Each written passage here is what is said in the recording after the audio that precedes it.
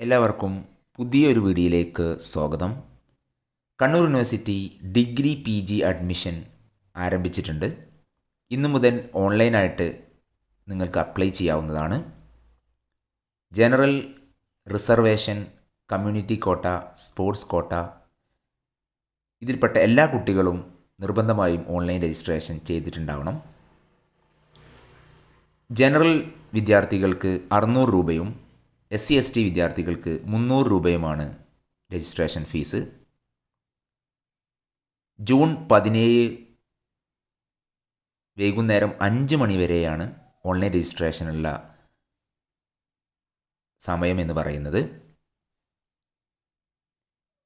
Maximum 20 കോളേജുകൾക്ക് വിദ്യാർത്ഥികൾക്ക് option കൊടുക്കാവുന്നതാണ്.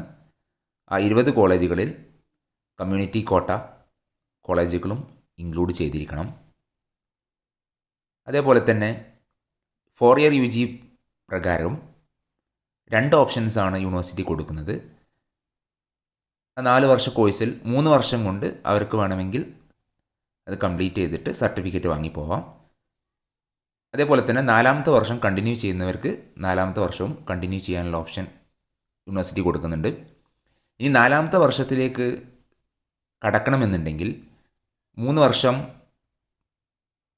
വർഷം കിട്ടിയിട്ടുള്ള മാർക്ക് എന്ന് പറയുന്നത് 75% വേണം. അപ്പോൾ 75% ഉള്ള കുട്ടികൾക്ക് മാത്രമേ 4ാമത്തെ വർഷത്തിലേക്ക് എലിജിബിലിറ്റി ഉണ്ടായിരിക്കുകയുള്ളൂ. അപ്പോൾ ഇത്തരം കാര്യങ്ങളാണ് ഈ വീഡിയോയിൽ നിങ്ങളുമായിട്ട് ഷെയർ ചെയ്യാൻ ഉദ്ദേശിക്കുന്നത്.